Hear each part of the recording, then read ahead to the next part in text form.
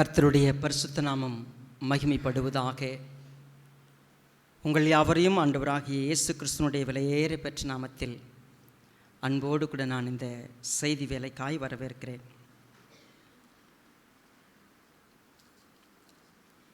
தேவரீர் உம்முடைய ஆசீர்வாதம் உம்முடைய ஜனத்தின் மேல் இருப்பதாக. ஆசீர்வாதம் புரிந்து கொள்ளப்பட வேண்டிய பிரகாரம் இன்னும் சரியாக புரிந்து கொள்ளப்படவில்லை. பிளஸ்ஸிங்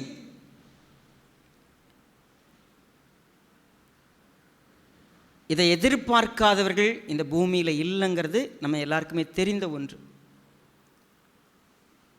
கர்த்தர் ஒரு மனிதனை ஆசீர்வதிக்கிறார். அவருடைய ஆசீர்வாதங்கள் பரிபூர்ணமாக இருக்கிறது. ஆனால் நம் கண்ணு கட்டிய தூரம் சவால்களே மிஞ்சி இருக்கிறது. நான் உங்களுக்கு சொன்னேன், இன்றைக்கு 35 நாட்கள் ஆகிவிட்டது. 2024 துவங்கி 35 சவால்களை எதிர்கொண்டிருக்கிறோம்னு சொல்லியிருக்கிறோம். சவால்களை கணக்கிட்டு 35 சவால்னு சொல்லிட்டோம்.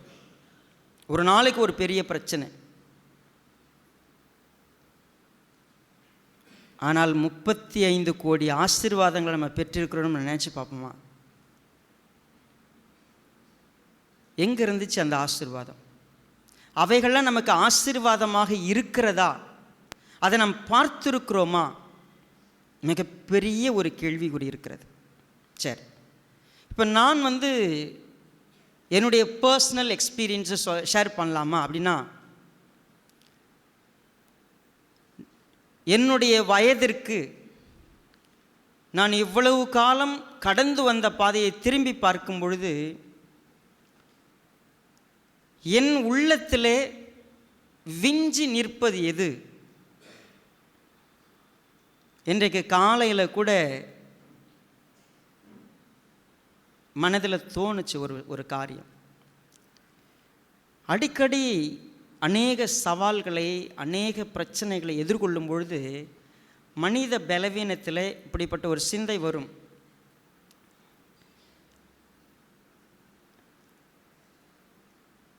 எனக்கு புறாவை போல சிறகுகள் இருந்தால் நான் என்ன செய்வேன்? பறந்து போயிடலாம். அடிக்கடி என் நினைவில் வருவது, இந்த நார்த் இந்தியாவில் நான் பீகாரில் ஊழியம் செய்த ஒரு காலத்தை நினைவுபடுத்தி கொள்வேன். பறந்து போயிடுமா, போயிட்டு எங்கேயோ ஒரு மூலையில் உட்கார்ந்துருவோம். அங்கே எனக்கு நிம்மதி கிடைக்கின்ற ஒரு எண்ணம் நமக்கு மனசுக்கு வரும். இந்த வார்த்தையை நான் சொல்ல, தாவீது தன்னுடைய வாழ்க்கையில் தெளிவாக சொல்லுவது உண்டு. ஏன் அப்படின்னா, தாவீது இப்படி திரும்பி பார்க்கறது முழுக்க பார்த்தீங்கன்னா, பிறந்ததுலேருந்து அவன் லைஃப்பில் முழுக்க பிரச்சனைகளும் போராட்டங்களும் சவால்களும் தான். பிரச்சனைனா பரவாதீங்க, ஆபத்து, மரண கட்டுகள் என்னை சுற்றி கொண்டது. பாதாளம் வரைக்கும் நான் இறங்கிட்டேன்.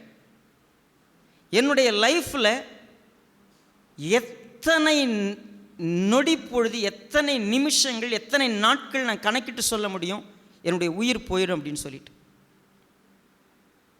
எத்தனை முறை என்னுடைய வாழ்க்கை, சரி எனக்கு மட்டும் இல்லை, தாவீதுக்கு மட்டும் இல்லை, இங்கே உட்கார்ந்துருக்கிற எல்லோருமே ஒரு நாள் நம்ம அனுபவிச்சிருப்போம்.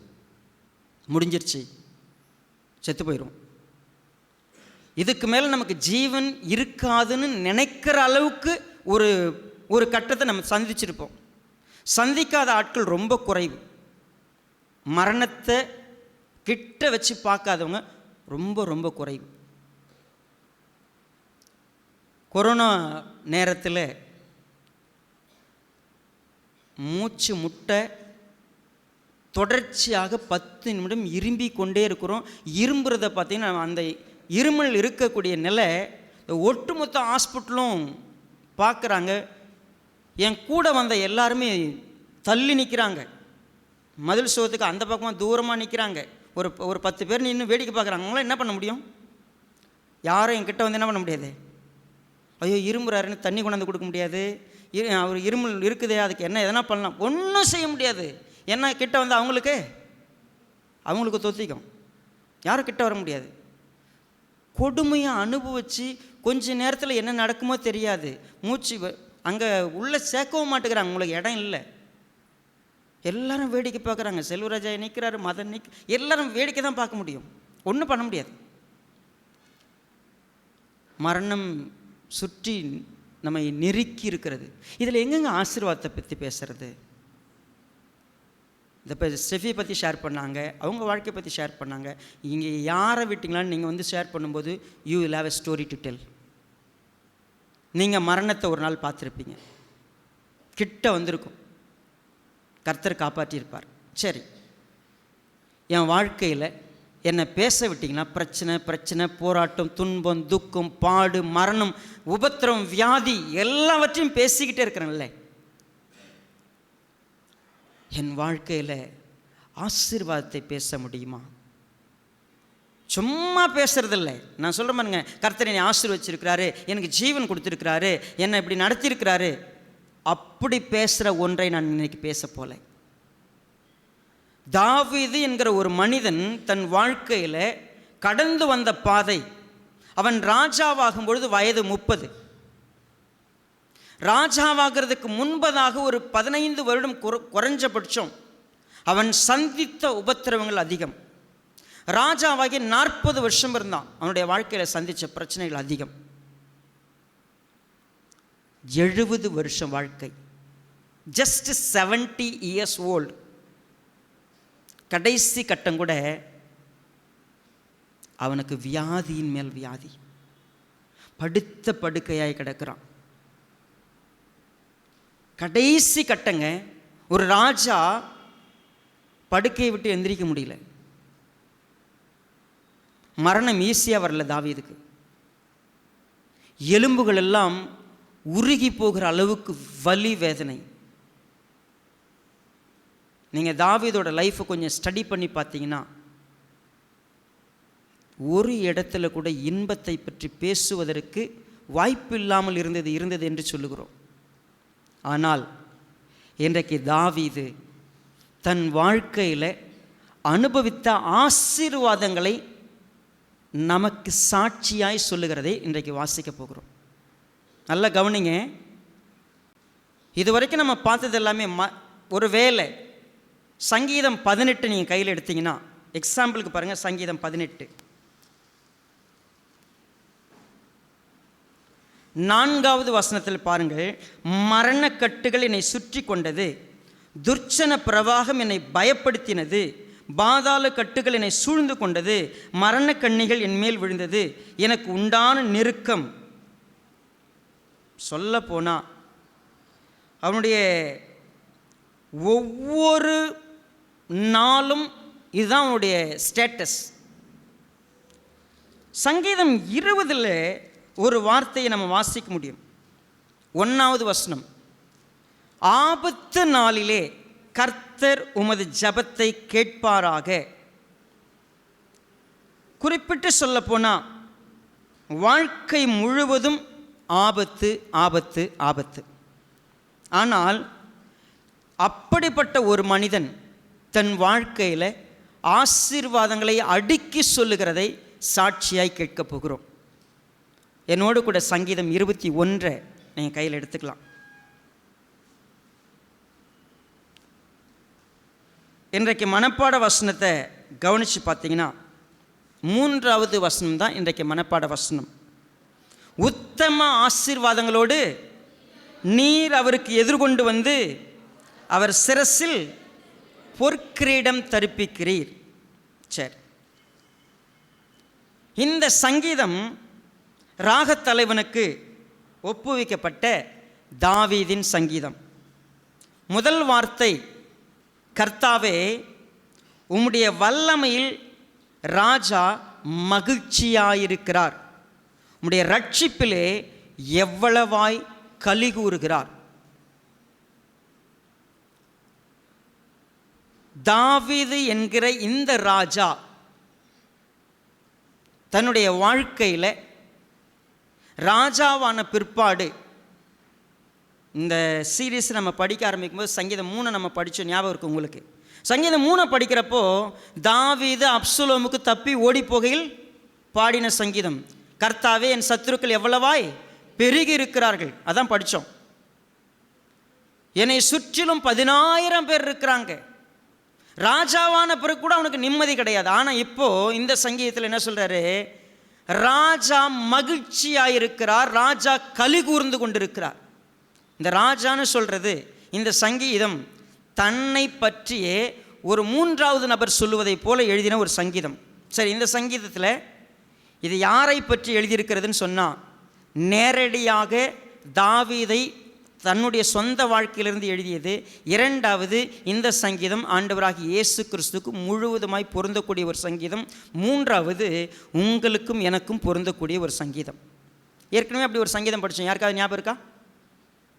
சங்கீதத்தில் ஏற்கனவே ஒரு சங்கீதம் இதே லைனப்பில் படித்தோம். சங்கீதம் 2. சங்கீதம் 2 தாவீது ராஜாவுடைய வாழ்க்கையில் நேரடியாக அப்ளிகபிள். அது ஆண்டவராகிய இயேசு கிறிஸ்துவை குறிக்கிற ஒரு சங்கீதம். அது இன்றைக்கு நமக்கும் பொருந்தக்கூடிய ஒரு சங்கீதம். அதே போல் சங்கீதம் 21 தாவீது தன்னுடைய சாட்சியை சொல்லுகிற சங்கீதம். அது முழுக்க முழுக்க ஆண்டவராகிய இயேசு கிறிஸ்துனுடைய வாழ்க்கையில் நிறைவேறின ஒரு சங்கீதம். அது இன்றைக்கு நம்முடைய வாழ்க்கையிலும் நிறைவேறுகிற ஒரு சங்கீதம். சரி, இந்த ஆங்கிளில் தான் நம்ம இன்றைக்கி இதை படிக்க போகிறோம். இந்த விஷயத்தில் ராஜா மகிழ்ச்சியாயிருக்கிறார், களி கூறுகிறார். எதனால்? கர்த்தருடைய வல்லமையினால், கர்த்தருடைய ரட்சிப்பினால். ஒரு ராஜாவுக்கு அதிகாரம் இருக்கிறது, வல்லமை இருக்கிறது, ஆளும் திறன் அவங்களுக்கு இருந்து அவங்களுக்கு சகல சம்பத்தும் உண்டு. ராஜாவுடைய கட்டளையை அப்படியே நிறைவேற்றுவதற்கு ஒட்டுமொத்த தேசமும் இருக்கிறது. ராஜாவுக்கு மிஞ்சி எதுவுமே கிடையாது. ராஜா நினச்சா என்ன வேணுமெனாலும் செய்யலாம். ஆனால் தாவீது தன்னை ராஜாவாக்கின தேவனிடத்தில், என்னுடைய வாழ்க்கையில் இவ்வளவு சவால்கள், இவ்வளவு போராட்டங்கள், இவ்வளவு பிரச்சனைகள், புலம்பி கண்ணீரால் நினைத்து ஒவ்வொரு நாளும் அழுது கொண்டிருக்கிற ஒரு மனிதன் சொல்லுகிறார், நான் மகிழ்ச்சியாயிருக்கிறேன், நான் களி கூர்ந்து கொண்டிருக்கிறேன். எத்தனையோ சங்கீதத்தில் நீங்கள் வாசிப்பீங்க, நான் பெருமூச்சு விடுகிறேன், இளைத்து போனேன், நான் களைத்திருக்கிறேன், சோர்ந்து போயிருக்கிறேன், புறாவை போல எனக்கு சிறகுகள் இருந்தால் நான் பறந்து போயிடுவேன், இவங்க யார் மத்தியிலும் எனக்கு வேண்டாம், என்னை நெருக்குகிறாங்க, பாசான் தேசத்து எருதுகள் என்னை சூழ்ந்து கொண்டது, ஐயோ நான் என்ன செய்வேன்னு புலம்புகிற ஒரு தாவீதை இத்தனை நீங்கள் பார்த்தீங்கன்னா, நான் ரொம்ப சந்தோஷமாக இருக்கிறேங்க, நான் ரொம்ப மகிழ்ச்சியாக இருக்கிறேன். ஏன் தெரியுமா? என் வாழ்க்கையில் நான் பெற்றுக்கொண்ட ஆசீர்வாதங்கள் அவ்வளவு. நீங்கள் எல்லாருமே தாவீதை எப்படி பார்க்கலாம்? பிரச்சனை, போராட்டம், வருத்தம், கஷ்டம், துன்பம்னு சொல்லிட்டு இந்த மனுஷன் தன் வாழ்க்கையில் பெற்றுக்கொண்ட ஆசீர்வாதங்கள் எவ்வளவு. நானும் உங்களுக்கு சொல்லுகிறேன், இந்த சங்கீதத்தை என்னுடைய பர்சனல் லைஃப்பை நான் பார்த்தேன்னா, ஒருவேளை என்னுடைய வாழ்க்கை ஒரு மிகப்பெரிய ஒரு சினிமா போல் அப்படி திரும்பி ஒரு ரீல் அப்படி கடந்து வந்துச்சுன்னா, வறுமை, தனிமை, ஒரு அசட்டை பண்ணப்பட்ட ஒரு நிலை, துக்கம் நிறைந்த ஒரு நிலை, பாடுகள் நிறைந்த ஒரு வாழ்க்கை, ஒரு சில நேரங்களில் தோல்வி, இவை எல்லாவற்றையும் கடந்து விட்டு திரும்பி பார்க்கும் பொழுது தேவன் எவ்வளவு ஆசீர்வாதத்தை வைத்திருந்திருக்கிறார். அதை நினச்சி பார்த்து இன்றைக்கி நான் களி கூறுதலோடு சந்தோஷத்தோடு இந்த செய்தியை என்னுடைய வாழ்க்கையிலிருந்து நான் பேசுவதற்கு கர்த்தர் எனக்கு அனுமதி கொடுத்திருக்கிறார். நான் தாவீதை உற்று கவனிக்கிறேன், என்னை உற்று கவனிக்கிறேன், இதை விட முக்கியமாய் ஆண்டவராக இயேசு கிறிஸ்துவை உற்று கவனிக்கிறேன். நல்ல கவனிங்க, ஆண்டவராக இயேசு கிறிஸ்துவை இன்ட்ரோடியூஸ் பண்ணும்பொழுது ஆண்டவராக இயேசு கிறிஸ்துவுக்கு கூட ஒரு வார்த்தை தீர்க்க தரிசனமாய் சொல்லப்பட்டது. ஏசாயா 53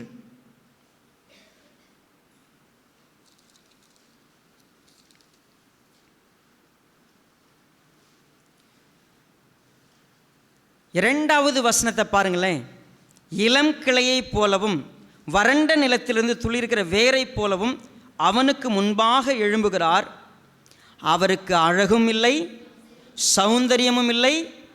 அவரை பார்க்கும் பொழுது நாம் அவரை விரும்பத்தக்க ரூபம் அவருக்கு இல்லாதிருந்தது. அவர் அசட்டை பண்ணப்பட்டவரும், மனுஷரால் புறக்கணிக்கப்பட்டவரும், துக்கம் நிறைந்தவரும், பாடு அனுபவித்தவருமாயிருந்தார். அவரை விட்டு நம்முடைய முகங்களை மறைத்து கொண்டோம். அவர் அசட்டை பண்ணப்பட்டிருந்தார், அவரை எண்ணாமற் போனோம். ஆண்டவராகிய இயேசு கிறிஸ்துவுக்கு ஒரு டிஸ்கிரிப்ஷன் கொடுக்கப்படுகிறது.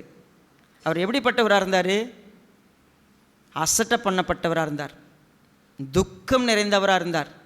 எதுக்காக? நல்ல கவனிங்க. இந்த உலகத்தில் நீங்கள் நான் எதையெல்லாம் சந்திக்கிறோமோ அத்தனை யார் சந்தித்தார்? ஆண்டவராகிய இயேசு கிறிஸ்து சந்தித்தார். நீங்கள் ஒரு மரணத்தை சந்திக்கலைங்க, ஆனால் அவர் சந்தித்தார். நீங்கள் எந்த மரணத்தை சந்திக்கக்கூடாதோ அந்த மரணத்தை அவர் சந்தித்தார். வெறும் உயிர் பிரிகிற மரணம் மட்டும்தான் நமக்கு இங்கே.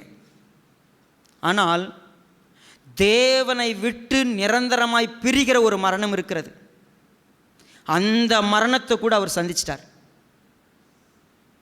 எதுக்காக தெரியுங்களா? நீங்களும் நானும் ஆசீர்வாதமாக இருக்கணும். நீங்களும் நானும் முழுமையாக ஆசீர்வாதத்தை அனுபவிக்கணுங்கிறதுக்காக தான் அவர் எல்லாவற்றையும் அவர் சுமந்து கொண்டார். அப்போ இன்றைக்கி நாம் அனுபவிக்கிறோமே என்ன? உங்களுக்கு ஒன்று சொல்கிறேன். நீங்கள் என்ன பாட சொன்னாலும், என்ன பிரச்சனையை சொன்னாலும், என்ன உபத்திரவத்தை சொன்னாலும், என்ன மரணத்தை பற்றி பேசினாலும் இட்ஸ் டெம்பரவரி.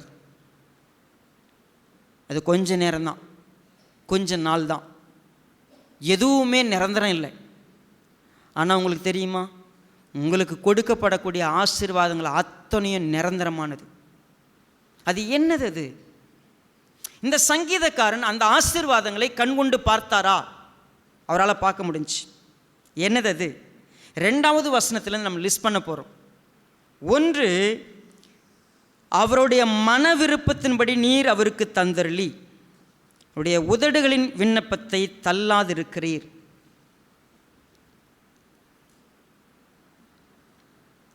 தாவீது தான் அனுபவித்த ஆசீர்வாதங்களில் த பெஸ்ட் அப்படின்னு ஒரு 10 லிஸ்ட் பண்ணி வச்சிருக்கிறார். எத்தனையோ ஆசீர்வாதங்கள் நமக்கு ஒரு 10 லிஸ்ட் பண்ணியிருக்கிறார். தன்னுடைய வாழ்க்கையில் ஆசீர்வாதமாய் பார்த்த 10 ஆசீர்வாதங்கள். 1, கர்த்தர் என் மன விருப்பத்தை கேட்டு என் மன விருப்பத்தை எனக்கு கொடுத்தார். சரி, நீங்கள் எத்தனை பேர் நீங்கள் விரும்புகிறத பெற்று கொண்டிருக்கிறீங்க? நீங்கள் எதிர்பார்க்கிறத நீங்கள் பெற்றிருக்கிறீங்களா? இப்போ இந்த கேள்வி கேட்கும்போது நம்ம மனசு ஒரு சின்ன ஒரு இடத்துல வந்து நிற்கும். நான் எதிர்பார்க்குறது இது வரைக்கும் இன்னும் பெற்றுக்கலையே. நம்ம இந்த ஆராதனை எங்கே துவங்கணும் தெரியுமா? சங்கீதம் 23. தாவீதோட விருப்பம் என்னது? என் வாழ்க்கையில் நான் ஒன்றை விரும்புவேன். நான் கர்த்தரிடத்தில் ஒன்றை கேட்டேன், நான் அதையே நாடுவேன். எனக்கு ஒரே ஒரு விருப்பம்தான், நான் அவருடைய வீட்டில் இருக்கணும். நீங்கள் நினச்சிக்காதீங்க, என் மன விருப்பம் எனக்கு கார் வேணும், என் மன விருப்பம் எனக்கு கல்யாணம் ஆகணும், என் மன விருப்பம் இந்த பூமியில் எனக்கு சந்ததி இருக்கணும், என் மன விருப்பம் நான் கோட்டை கட்டணும், நான் பங்களா கட்டணும், இல்லை வேலை வாங்கணும், ஏதோ ஒன்றை சொல்லி கொண்டிருக்கிறேன். பார்த்தீங்களா? என் மன விருப்பம் சுகமாயிடணும், என் மன விருப்பம் நாங்கள் ஆரோக்கியமாக இருக்கணும், எங்கள் மன விருப்பம் எங்கள் பிள்ளைகள் நல்லா இருக்கணும். we may think like that. இந்த பூமியில் நான் ஒன்றை விரும்பினேன். அது என்ன தெரியுமா? என் தேவனுடைய உறவில் நான் என்றைக்கும் இருக்கணும். என் தேவனுடைய உறவை விட்டு ஒரு நொடி பொழுது கூட நான் எங்கேயும் போயிடக்கூடாது. அப்படி என் தேவனை விட்டு ஏதோ ஒன்று என்னை பிரிக்கிறதுன்னு சொன்னால் நான் கர்த்தர்கிட்ட கேட்குறேன், கர்த்தாவே அதை தயவு செய்து சரி பண்ணி உங்கள் கூட நான் இருக்கிறதுல ஒரு பிரிவும் வந்துடக்கூடாது. என் மன விருப்பம் அதுதான். உங்களுக்கு ஒன்று தெரியுமா? நல்லா நீங்கள் தாவீதோட லைஃப்பை உள்ளே போய் பார்த்தீங்கன்னா, தாவீது தேவனை விட்டு பிரியறதுக்கு என்றைக்கு விரும்பினதில்லை. அவனுக்கே தெரியாமல் தேவனை விட்டு பிரிக்கிற 2 சம்பவங்கள் அவன் வாழ்க்கையில் வந்துச்சு. அப்போ யார் தெரியுங்களா அதுக்கு முதல்ல அடி எடுத்து வச்சு வந்தது? தாவீது இல்லை. தாவீது செய்யவே இல்லை. தேவன் உள்ளே வந்தார். தம்பி, நீ செய்கிறது தப்புன்னு புரிய வச்சார். நீ இப்படி இருக்கிற, என் உறவும் விட்டுட்டு நீ தூர போகிற மாதிரி ஒரு சம்பவம் உன் வாழ்க்கையில் வந்திருக்குது அப்படின்னு தேவன் தான் புரிய வச்சார். அப்போது நான் கர்த்தர்கிட்ட உன்னை கேட்டுக்கிட்டேன், கர்த்தர்கிட்ட நான் உன்னை விரும்பினேன். கர்த்தர் என்ன தெரியுமா செஞ்சார்? அவருக்கும் எனக்கு இருக்கிற இந்த உறவில் ஒரு நாள் கூட பிரியாமல் வாழ்கிற ஒரு பாக்கியத்தை எனக்கு கொடுத்தார். நீங்கள் எத்தனை பேர் கேட்டிருப்பீங்க, கர்த்தாவே எனக்கு ஒரு ஆசீர்வாதம் வேணும். என்ன ஆசீர்வாதம்? உங்களை விட்டு பிரியிற மாதிரி ஒரு நாள் என் வாழ்க்கையில் இருக்கக்கூடாது. உங்கள் சமூகத்தை விட்டு பிரியிற மாதிரி ஒரு நாள் கூட என் வாழ்க்கையில் ஒரு பாவமோ உங்களுக்கு விரோதமான ஒரு விஷயமோ வந்துடக்கூடாது. எனக்கு அந்த உறவை நீங்கள் தான் பாதுகாத்து கொடுக்கணும். அப்படி ஒரு நாள் உங்களை விட்டு நான் தூர போய் வாழ்வுன்னு சொன்னால் அந்த வாழ்க்கையே எனக்கு வேண்டாம், அன்னைக்கே என்னை எடுத்துருங்க. என் விருப்பம் அதுதான் ஆண்டவரே. நான் உங்ககிட்ட கேட்குறது அதுதான். கர்த்தர் என் மன விருப்பத்தை நிறைவேற்றினாருங்க. இந்த பூமியில் எனக்கு மரணம் வரட்டும், எனக்கு பாதாளத்துக்குள்ளே நான் போகட்டும், எதிரிகள் கோடி பேர் நிற்கட்டும், உபத்திரவமாக இருக்கட்டும், என்னை பார்த்து அசட்டை பண்ணட்டும், தூஷிக்கட்டும், என்னை எல்லாரும் கைவிடட்டும், எனக்கு அதெல்லாம் பிரச்சனை இல்லை. எனக்கு ஒன்று பிரச்சனை என்ன தெரியுமா? தேவனை விட்டு ஒரு நொடி பொழுது கூட நான் பிரிஞ்சிடக்கூடாது. என் தேவனே, என் தேவனே. யார் சொன்னது இதை? ஆண்டவராக இயேசு கிறிஸ்து சொன்னார்ல. ஆனால் முதல்ல சொன்னது யாரு? நான் பிரிஞ்சிடக்கூடாது உங்களை விட்டு. அவன் விருப்பம், அவ்வளோதான். கர்த்தர் நிறைவேற்றினாருங்க. உங்களுக்கு தெரியுமா, இந்த உலகத்தில் உங்களுக்கு இருக்கிற மிகப்பெரிய ஆசீர்வாதம் சொல்கிறேன். என்றைக்கு கிறிஸ்துவானவர் உங்களுக்காக தன் ஜீவனை கொடுத்தாரோ, நீங்கள் ஒரே ஒரு நொடி பொழுது கூட கைவிடப்படக்கூடாது, நீங்கள் மரிச்சிட்டு போயிடக்கூடாது, நீங்கள் தேவனுடைய பிரிஞ்சிடக்கூடாதுன்னு சொல்லி அந்த ஆசீர்வாதம் உங்களுக்கு கொண்டு வந்து உங்கள் சிரசின் மீது வைப்பதற்கு கர்த்தர் என்ன தெரியுமா செஞ்சிருக்கிறாரு? ஆண்டவராக இயேசு கிறிஸ்துவை அந்த மரணத்துக்குள்ளாக ஒப்பு கொடுத்துட்டு நீங்கள் யாரும் இனிமேல் அதை அனுபவிக்க தேவையில்லை. ஒருத்தர் அனுபவிச்சிட்டார், உங்களுக்கு ஆசீர்வாதம் தான். நீங்கள் இனிமேல் பிரிய முடியாது. உங்களை தேவனை விட்டு யாராலையும் உங்களை பிரிக்க முடியாது.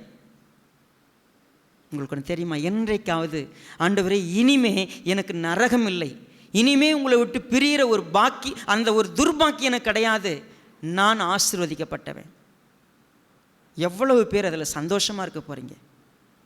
உங்கள் வாழ்க்கையில் கிடைச்சிருக்கிற மிகப்பெரிய பொக்கிஷங்க அது. இனிமேல் நீங்கள் தேவனை விட்டு பிரியவே முடியாது. உங்களை பிரிக்கிறதுக்கான சூழ்நிலை இனிமேல் எதுவும் உங்களை அப்படி கொண்டு போய் விட்டுறாது. ஏன்னா ஒருத்தர் உங்களுக்காக ஜீவனை கொடுத்துருக்கிறார்.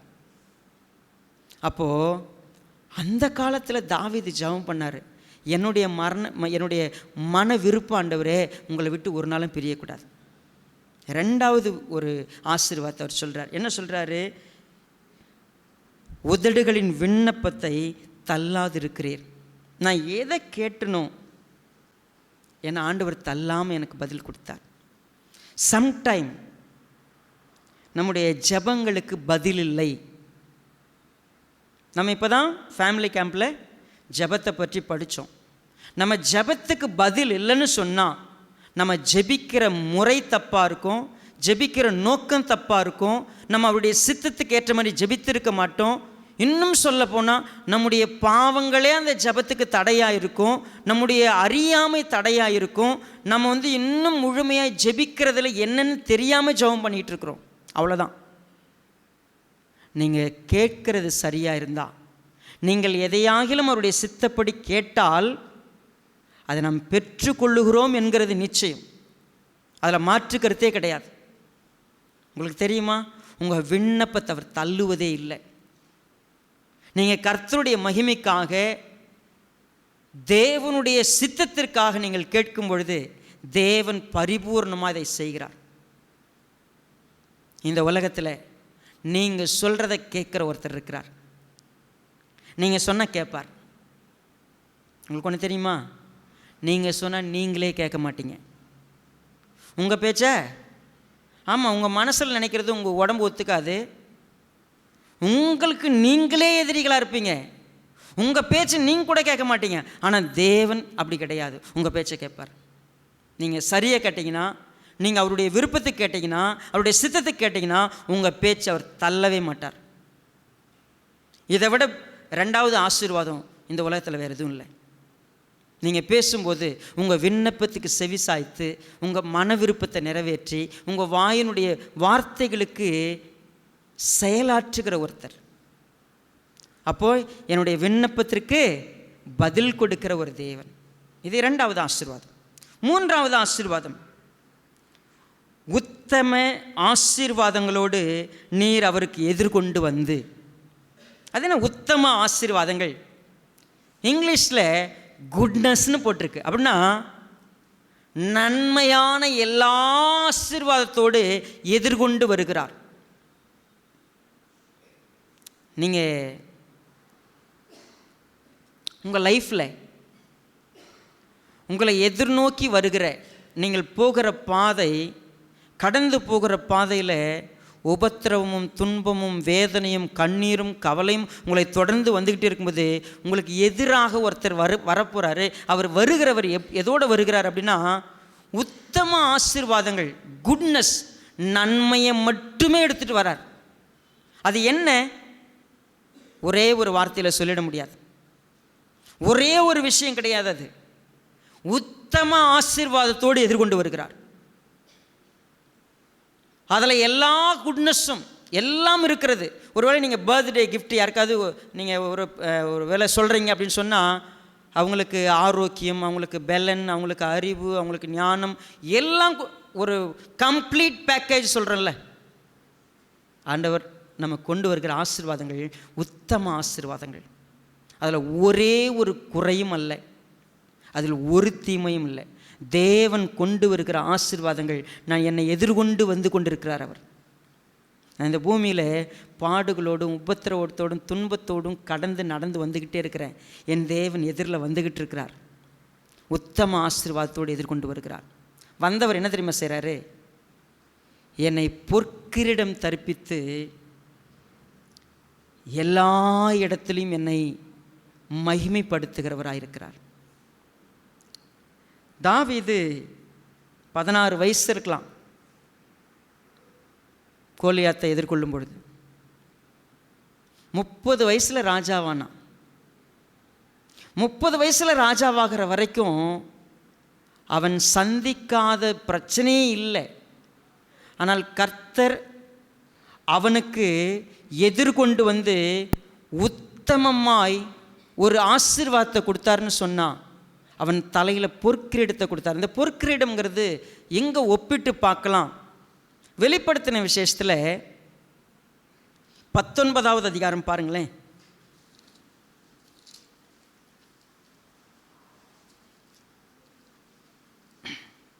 12வது வசனத்தை பாருங்க. அவருடைய கண்கள் அக்கினி ஜுவாலையை போல் இருந்தன, அவருடைய சிரசின் மேல் அநேக கிரீடங்கள் இருந்தன, அவருக்கு என்று வேறொருக்கும் தெரியாத நாமம். சரி, அநேக கிரீடத்தில் ரொம்ப முக்கியமான ஒரு கிரீடத்தை பற்றி படிச்சிருவோம். 14வது அதிகாரம், வெளிப்படுத்தின விசேஷம் 14வது அதிகாரம் 14வது வசனத்தை பாருங்க. பின்பு நான் பார்த்தபோது ஏதோ வெண்மையான மேகத்தையும் அந்த மேகத்தின் மேல் மனுஷகுமாரனுக்கு ஒப்பானவராய் தமது சிரசின் மேல் பொற்கிரீடத்தையும் தமது கையிலே கருக்குள்ள அறிவாலயம் உடைய ஒருவரை உட்கார்ந்திருக்கிறதை கண்டேன். இது அப்போது அது என்னென்னா அறுக்கிற காலமாக இருக்கிறது. அதை சொல்லும் பொழுது ஒரு ராஜா பொற்கிரீடம் தரித்தவராய் உட்கார்ந்திருக்கிற ஆண்டவராகிய இயேசு கிறிஸ்துக்கு ஒப்பிடுகிற ஒரு காரியம். ஆண்டவராகிய இயேசு கிறிஸ்து பாடு அனுபவிக்கிறார், துக்கம் நிறைந்தவராக இருக்கிறாரு. ஆனால் அவர் எல்லாவற்றையும் செய்து முடித்த பிற்பாடு அவர் ஜெயித்த பிற்பாடு அவருக்கு பொற்கிரீடம் தரிப்பிக்கிறார். சரி, நம்ம வேதாமத்தில் புதிய ஏற்பாட்டில் படிக்கிறோம், ஜெயம் கொள்ளுகிறவன் எவனோ அவனுக்கு என்ன செய்வேன், எல்லா கிரீடம். எப்படிப்பட்ட ஒரு கிரீடத்தை தரிப்பிக்கிறவராக இருக்கிறாருன்னு கேட்டால் உண்மையாகவே நான் சொல்லுவேங்க, நான் என் வாழ்க்கையில் கடந்து வந்த பாதை கொஞ்சம் நஞ்சமல்ல ஷேர் பண்ணுன்னா, அவை எல்லாவற்றையும் தாண்டி எனக்கு எதிர்கொண்டு வந்து எனக்கு நன்மையினால் நிரப்பி என்னை கிரீடம் சூட்டி உலகத்தில் வைத்திருக்கிறார்னு சொல்லும் பொழுது, என் தேவன் எனக்கு மகிமையான கிரீடத்தை கொடுத்திருக்கிறார். இந்த பூமியில் யார் வேண்டுமானாலும் என்னை பற்றி என்ன வேண்டுமானாலும் நினைக்கட்டும், எனக்கு ஒரு கிரீடம் வைக்கப்பட்டிருக்கிறது. அது என் தேவன் எனக்கு கொடுத்திருக்கிறார். ஒரு நாள் நான் அவரை சந்திக்கிற பொழுது எனக்கு ஒரு கிரீடம் வைக்கப்படும். அதனால அது அவனுக்கு எனக்கு தந்தருள்வார் அவர். ஸோ அப்போ நான் என்ன பண்ணுறேன், என் வாழ்க்கையில் எனக்கு உத்தம ஆசீர்வாதங்களோடு எதிர்கொண்டு வந்து என் சிரசில் பொற்கிரீடம் தரிப்பிக்கிற ஒரு தேவன் எனக்கு எப்பேற்பட்ட ஆசீர்வாதம். அது எதை குறிக்கிறது? இந்த பூமியில் நீங்கள் என்ன சந்தித்தாலும் சரி, உங்களுக்கு உங்கள் தலை மீது ஒரு கிரீடம் வைப்பதற்கும் உங்களுக்கு உத்தமமான ஆசீர்வாதங்களை கொடுக்கறதுக்கும் உங்களை எதிர்கொண்டு நிற்கிற ஒருத்தர் இருக்கிறார். நீங்கள் சந்திக்கிறதெல்லாம் பிரச்சனை, ஆனால் உங்கள் எதிரில் நிற்கிறது ஒருத்தர் உங்களுக்கு நன்மையினால் நிரப்புகிற ஒருத்தர்.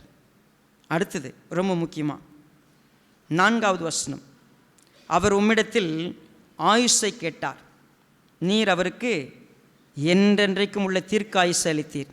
இந்த வசனம் தீர்க்க ஆயுசுனா எத்தனை வயசுன்னு நினைக்கிறீங்க? ஏன்னா 100 வயசு இருக்குமா?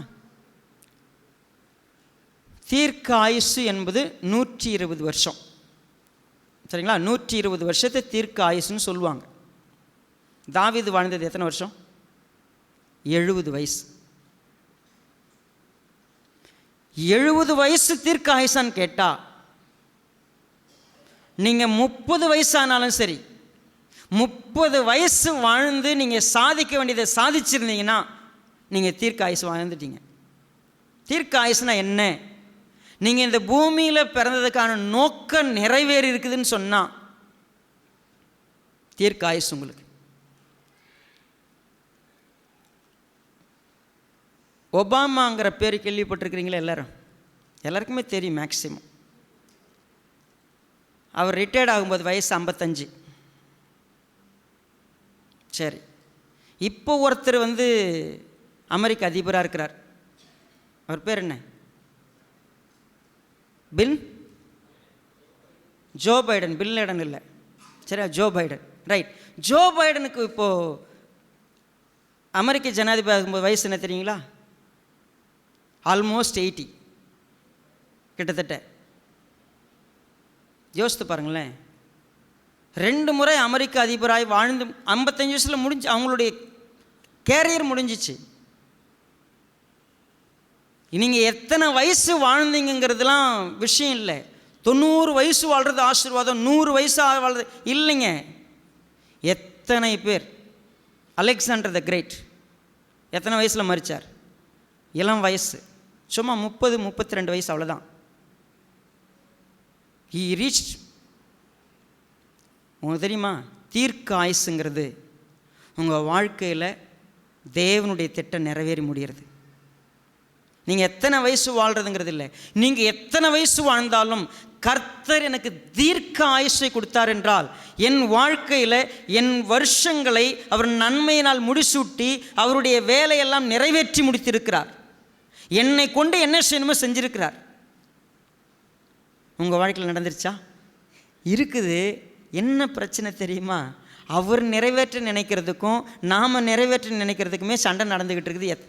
வருஷமாக நடந்துக்கிட்டு இருக்குது. அதனால தான் நம்ம வாழ்க்கையில் என்ன பண்ணல தெரியுங்களா, நம்முடைய வருஷங்கள் திரும்பி பார்க்கும் பொழுது, என்னுடைய வாழ்க்கை தான் சொல்கிறேனே, இப்போ நான் 47 வயசில் அப்படி திரும்பி பார்த்தேன்னா எனக்கு 30 வருஷம் அனுபவங்கள் இருக்குது. 30 வருஷம் நான் திரும்பி என்னால் அனுபவத்தை சொல்ல முடியும். 17 வயசுலேருந்து நீங்கள் எந்த ஏரியா எடுத்தீங்கனாலும் என்னால் சொல்ல முடியும். இந்த ஏரியாவில் நான் வேலை செஞ்சுருக்கிறேன், இந்த விஷயத்தை நான் செஞ்சுருக்கிறேன், இந்த அனுபவம் எனக்கு இருக்கிறது, இந்த பாடம் நான் சந்திச்சிருக்கிறேன், இந்த உபத்திரவத்தை நான் சந்திச்சிருக்கிறேன், என்னால் சொல்ல முடியும்.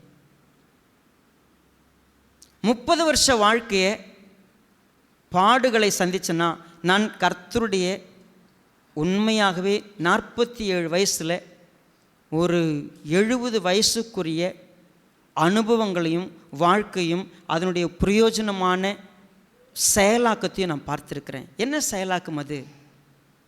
நான் உன்னை பரிபூர்ணமாக உன்னை ஆசீர்வதிக்கிறேன்னு சொன்னார் இல்லையா? உத்தம ஆசீர்வாதத்தோடு நான் எதிர்கொண்டு வருகிறேன், உனக்கு சிரசில் உனக்கு நான் கிரீடத்தை தரிப்பிக்கிறேன்னு சொன்னார்ல. பூரண ஆயுசுங்கிற வார்த்தைக்கு அர்த்தத்தை நான் சொல்லிடுறேன். ஆபிரகாமை ஆண்டவர் சந்தித்து சொன்னார். 12வது அதிகாரம் ஆதியாகமத்தில் 3வது வசனம் என்ன சொல்லுகிறது? யாராவது சத்தமாக வாசிக்கலாமா? ம் ம் பூமியில் உள்ள வம்சங்கள் எல்லாம் உனக்குள் ஆசீர்வதிக்கப்படும். இது சொன்ன வருஷம் என்னன்னு தெரியுமா? ஆபிரகாம் கிட்ட கர்த்தர் சொல்லும்போது என்ன வயசு? 75 வயசு. எத்தனை வயசில் நிறைவேறுச்சு? 100 வயசு. 25 வருஷம் இதை பற்றி எதுவுமே நடக்கலை. 25 வருஷம் அமைதியாக இருந்தார். ஆனால் நீங்கள் பின்னால் ஒருவேளை 18வது அதிகாரம் இல்லை 22வது அதிகாரம் எங்கே நீங்கள் படிச்சீங்கனாலும் ஒரு விஷயம் சொல்லப்படும். பூமியில் உன்மூலமாய் வம்சங்கள் ஆசீர்வதிக்கப்படும், உன்மூலமாய் ஆசீர்வதிக்கப்படும். அவன் வாழ்க்கையில் அதை நிறைவேற வரைக்கும் கர்த்தர் அவனுடைய ஜீவன் எடுக்கலை. அவன் மூலமாய் ஒரு சந்ததி உருவாகிற வரைக்கும் கர்த்தர் அவனுக்கு தீர்க்க ஆயுசை கொடுத்தார்.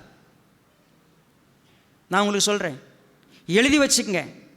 உங்கள் வாழ்க்கையில் இந்த பூமியில் தேவன் எதை நிறைவேற்றணும்னு நினச்சிருக்கிறாரோ அது நிறைவேறுகிற வரைக்கும் உங்கள் உயிர் இங்கே இருக்கும். உங்கள் வாழ்க்கை நாளைக்கு மறிக்கணும்னா உங்கள் பர்பஸ் நிறைவேறுச்சுன்னா நீங்கள் இங்கே இருக்க மாட்டீங்க. உங்களுக்கு தீர்க்க ஆயுஸ் தான். அல்பாயுஸில் போயிட்டான்னு சொல்லாதீங்க. அல்பாயுஸ்னா என்ன? ஒரு 20 வயசில் செத்துக்கிட்டோம்னு வச்சுங்களேன், 30 வயசில் செத்துட்டுனா அல்பாயுஸ்லேயே போயிட்டான். இது அல்பைங்க சொல்கிறது, அது சரிங்களா? தெரியாதவங்க சொல்கிறது. கர்த்தருடைய பிள்ளைங்க தெரியுங்க. நீங்கள் என்னைக்கு செத்தாலும் உங்களுக்கு என்ன தான்?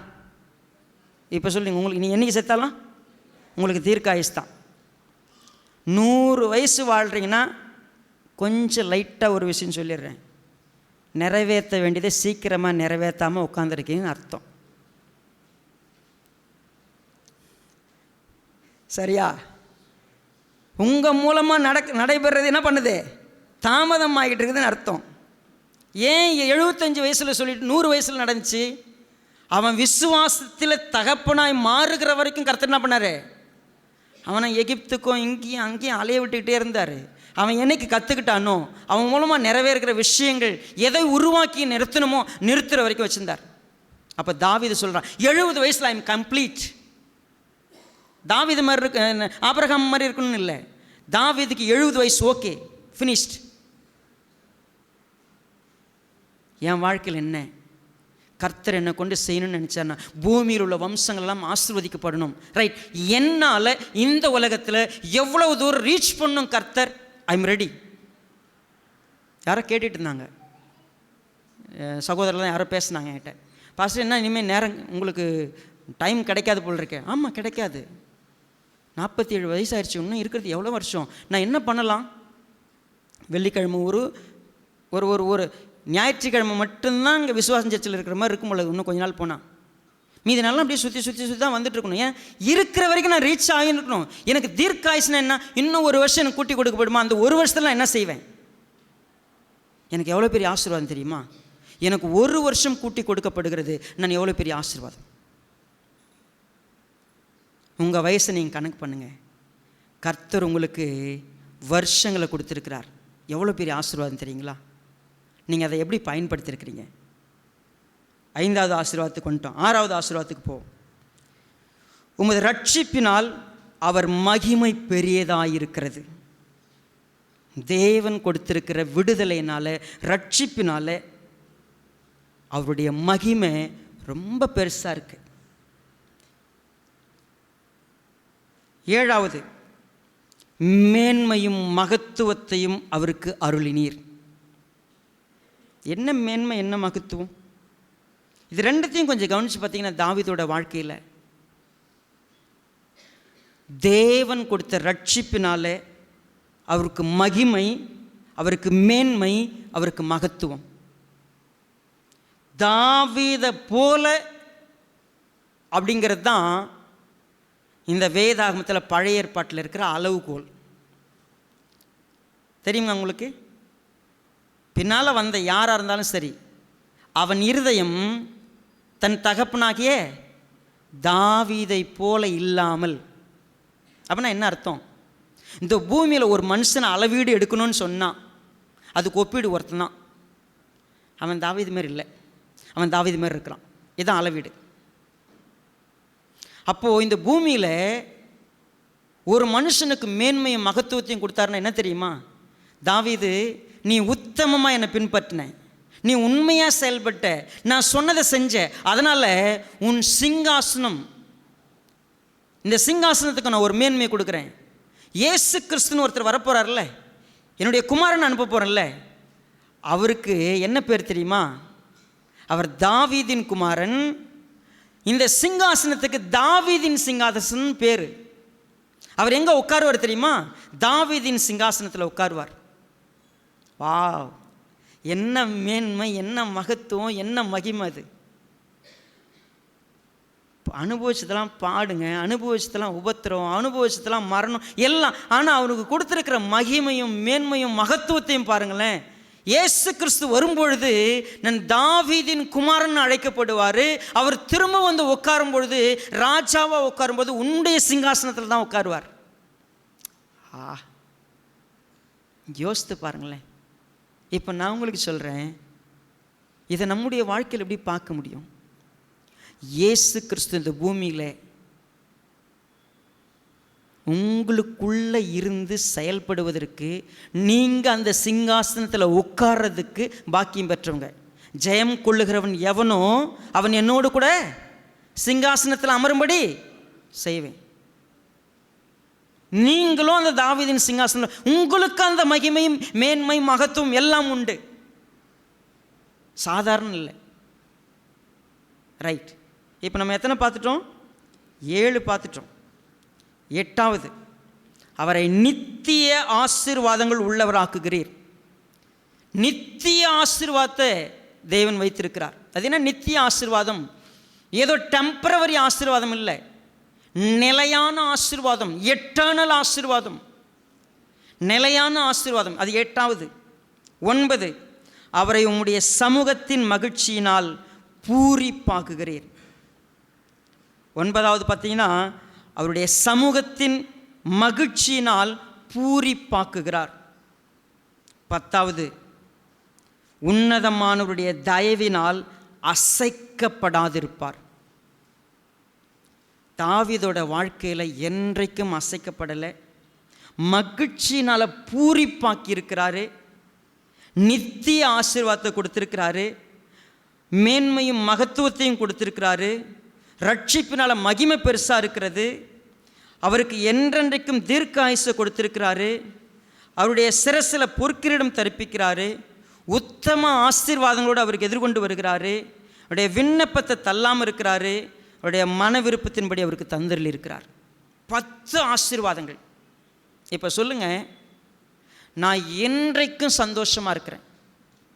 என் சந்தோஷம் ஏதோ அற்ப சந்தோஷம் கிடையாது. என் மனம் முழுவதும் சந்தோஷத்தினால் நிறைந்திருக்கிறேன். என்னது இது?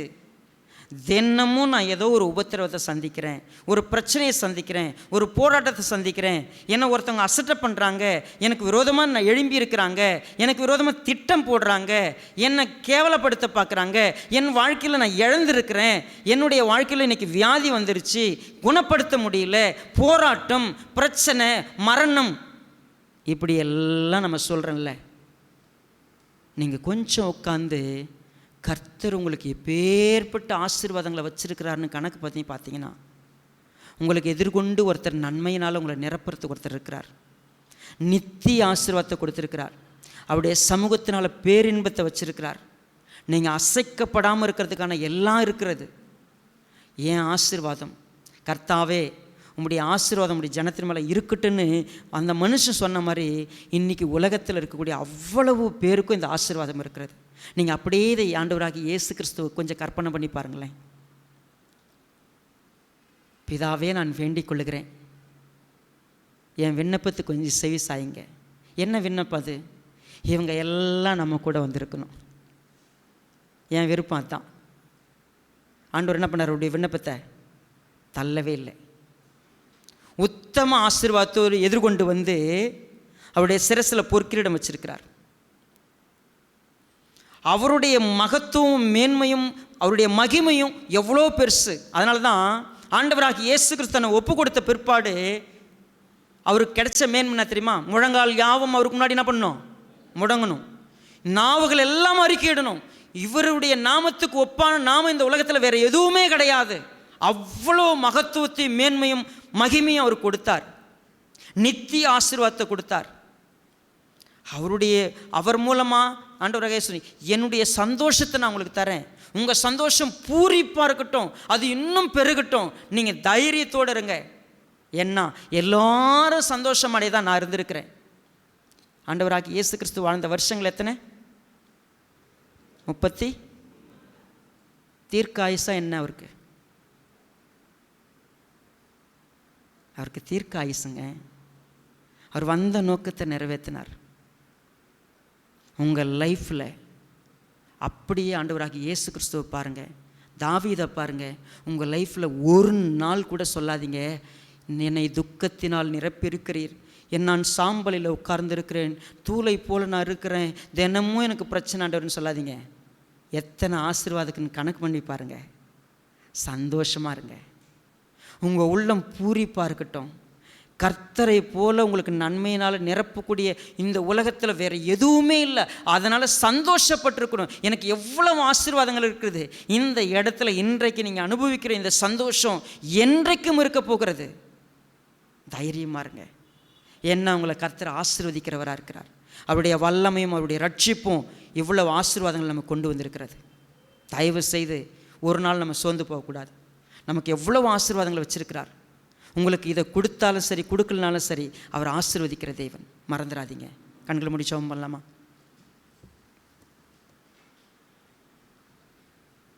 ஒரே ஒரு காரியத்தை மட்டும் இந்த ஜெபத்தில் நீங்கள் வளர்த்து கொள்ள முடியுமான்னு பாருங்கள்.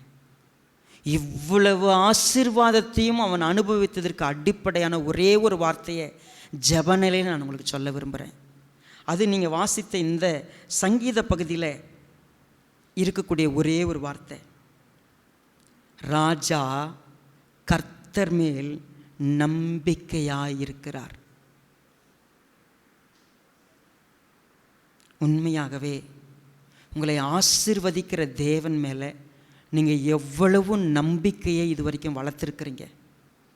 நீங்கள் கடந்து போகிற பாதை இன்றைக்கு துன்பத்தின் பாதையாக இருந்தாலும், உபத்திரவத்தின் பாதையாக இருந்தாலும், மரண பாதையாக இருந்தாலும், உங்களை ஆசீர்வதிக்கிற தேவன் உங்களை எதிர்கொண்டு வந்து கொண்டிருக்கிறார். உங்களை நன்மையினால் நிரப்பக்கூடியவர் வந்திருக்கிறார். உங்கள் சிரசில் பொற்கிரீடம் தரிப்பிக்கிறவர் அவர். உங்களுக்கு தீர்க்க ஆயுசை கொடுக்கிறவர் அவர். உங்களுடைய மேன்மை பெரிதாக இருக்க போகிறது. உங்களுடைய மகத்துவம் பெரிதாக இருக்க போகிறது. உங்களுடைய மகிமை பெரிதாக இருக்க போகிறது. நீங்கள் நம்பிக்கையாக இருப்பீங்களா? உங்கள் நம்பிக்கை கர்த்தர் மேலே இருக்குமா? இந்த தாவீது செய்ததெல்லாம் கர்த்தரை நம்பியிருந்தான். கர்த்தரை நான் நம்பியிருந்தேன், ஆகையால் நான் களி கூர்ந்து மகிழ்கிறேன். கர்த்தர் எனக்கு நன்மை செய்திருக்கிறார். என் வார்த்தைகளுக்கு செவி கொடுத்திருக்கிறார். என் மன விருப்பத்தை நிறைவேற்றியிருக்கிறார். உத்தம ஆசீர்வாதங்களோடு எதிர்கொண்டு வருகிற தேவனை எனக்கு போதும். இன்னைக்கு மரணம்தான் என்னை சுற்றி இருக்குது, உபத்திரவம் தான் என்னை சுற்றி இருக்குது, ஆனால் நம்பிக்கையாக இருப்பேன். தேவ பிள்ளையே, நம்பிக்கையை வளர்த்து கொள்வோம். பரிசுத்த பிதாவே, நேசிக்கிறப்பா, இந்த அற்புதமான தருணத்துக்காய் நன்றி. கர்த்தாவே, எங்களுக்கு புரிய வைத்து கொண்டிருக்கிறீர். எங்கள் வாழ்க்கையில் ஆசீர்வாதங்களை நாங்கள் இன்னும் கணக்கிடவில்லை. அதை இன்னும் தோண்டி துருவி இவ்வளவு ஆசீர்வாதங்கள் எங்களுக்கு வைத்திருக்கிறீர் என்று சொல்லி நாங்கள் உணரவில்லை. தாவீது எங்களுக்கு உதவி செய்திருக்கிறார்கள்.